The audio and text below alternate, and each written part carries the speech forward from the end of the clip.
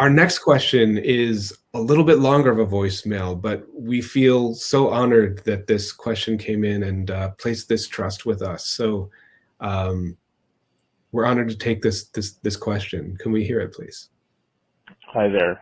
I don't know what you can possibly reply to this, but I turned 50 this year, and I have never had a girlfriend, and I don't know how I'm ever going to change my life. There's so much in the way. Right now I weigh 450 pounds, and I've got really bad lymphedema. I don't feel good about offering my body to anybody. I mean, I may be having an operation to remove that in August if I can lose enough weight beforehand, which is difficult. Just wondering if there's any ideas how somebody in my situation who's got a messed up body and is 50 and experienced rejection and not knowing what to do. I went to a professional cuddler, and that had to stop because of COVID. But when I've done the sessions with the cuddler, I mean, it's basically been the happiest moments of my life. And I don't know. I have no idea how you could offer any advice at all that would help me. I'm seeing therapists. So far, they haven't been able to help me. They're trying. Gone to sex-positive places trying to find help. But just the whole thing of trying to find somebody the rejection just hurts so much. I'm usually messed up for a couple of weeks after it happens because I'm so vulnerable on this subject.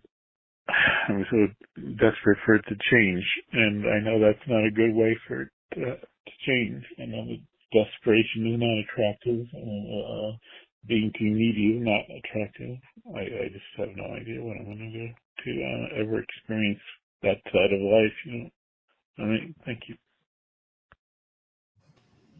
So thank you, caller, for being so vulnerable and trusting with us. I honestly believe there are many more people who, even hearing you call in, are going to identify and feel less alone because of you sharing what you have. And hopefully we can have a conversation around that. Reba, do you have any thoughts? I do. From the sounds of it, this caller has a really good self-awareness going on, and understands, like, this is how I'm feeling, but that's not what I want to portray, et cetera, et cetera.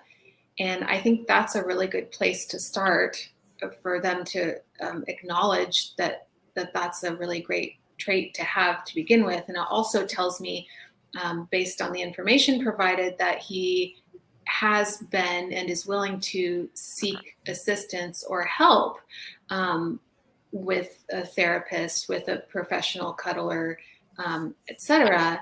And so my thoughts on it, combined with hearing him say that he has a messed up body, obviously tells me, on top of the other things he said, that he's very insecure. And so it seems to me like if he's willing to seek help, potentially hiring a sex worker might be beneficial to have that touch or whatever it is that they negotiate, to help build confidence. Because I think, and that also will help with potential rejection. Everybody gets rejected at some point in their lives, regardless of what's going on with their bodies. And so that's just part of the human experience. But I think this person might feel it differently or experience it differently. And so I think really building that self-confidence while getting that touch at the same time would be pretty beneficial.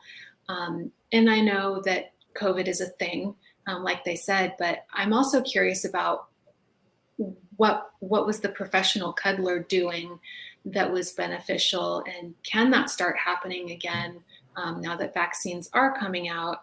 And something else that came to mind is people are doing online mutual masturbation and things like that. I know Eleanor O'Brien with Dance Naked Productions does something like that, a sexy spin orgy. I'm butchering it, but she has great things going on. In that regard, might be a safer like COVID option. Just to, I think the confidence needs to come first. And sometimes you can't just like will yourself into confidence. And so doing what you have to do, which I think is what he's already doing, is asking for help and hiring. I would hire a sex worker. I think that's helpful. Also keeping in mind, of course, not everybody has access to that, but hopefully, like you said, with vaccines being more prominent, that might be an option. Reed, you look like you have something to say. I mean, I just want to say thank you to the caller for being so vulnerable and so real. It was really moving. And like, I have a lot of having a lot of feelings with him. And also like I just want to acknowledge the person for all the proactive things they were already doing. Because as I was hearing the call, I was like, oh, well, like, have you tried therapy? And he's like, I already got a therapist. I'm like, check. He's like, professional cuddlers. Like, I already tried. Like, he was the sex positive communities. Like, there was all the things that I would recommend as first places to start. He's already doing.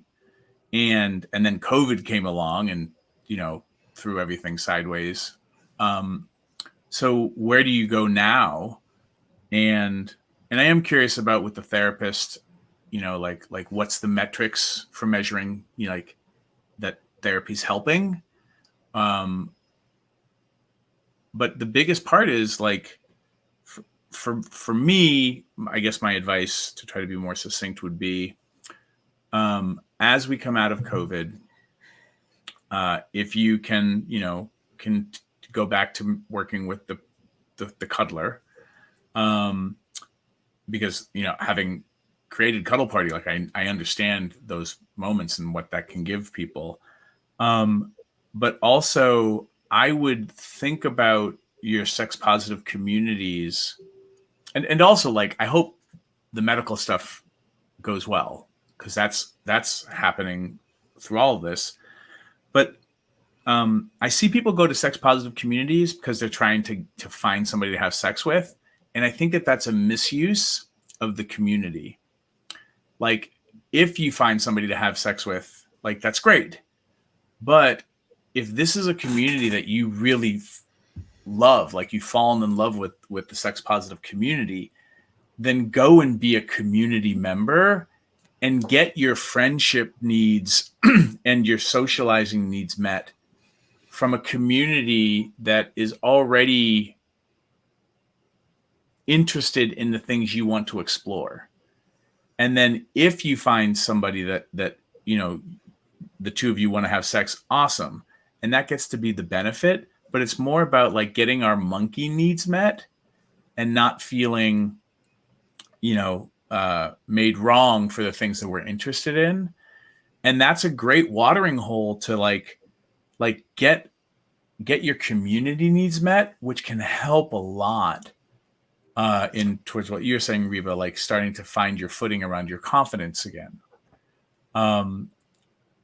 It's like, yeah, I'll leave it at that. I'm just kind of repeating, but the message is like, you're already doing so many of the right things, and COVID sideswiped all of us. Like, I would go back to working and doing those things and working with your therapist and then seeing where that takes you. I think you're so right, Reed, with the idea that this caller is being proactive, and there's a lot to take pride in that. There's no telling how the mental state might be without that proactivity. And Reba, your suggestions were fantastic. It makes me think of what we were speaking about earlier this evening, Reed, when you were talking about being part of the sex positive community and getting community needs met before actually trying to engage in sex with anybody. What we were speaking about earlier was going slow. And I understand for this caller that that might be an excruciating suggestion, um, especially in a community that feels like it's built around sex and probably is going to be surrounded by people who are having sex and enthusiastic sex.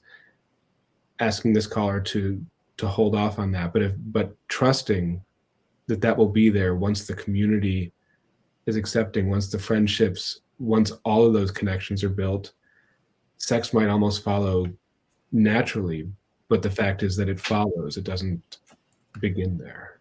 Yeah. You also he also might want to look at like diversifying, because it doesn't have to be just sex positive, but like touch positive communities where, you know, like are there a bunch of body workers? And I mean, maybe he's interested in massage as well, but like thinking, so many times when we're trying to find someone, we get into this weird blinders on situation, and we end up excluding like all this amazing humanity around us. And it's hard because it doesn't mean you're going to ever get that need filled. But it is about like diversifying your portfolio of humans in your life whom you really feel great around. Maybe you don't feel great about yourself, but these people just make you feel great. And finding those people and developing and nurturing those friendships, because it is really our friends that get us through the bad times. And all of my friends who are amazing are like, dude, you need a therapist. Go get some therapy too. Like, stack the functions. Can I add to that too? Please do, Davey. Yeah, that, you know, I would just say, be gentle with yourself. I don't know what it's like to be 450 pounds.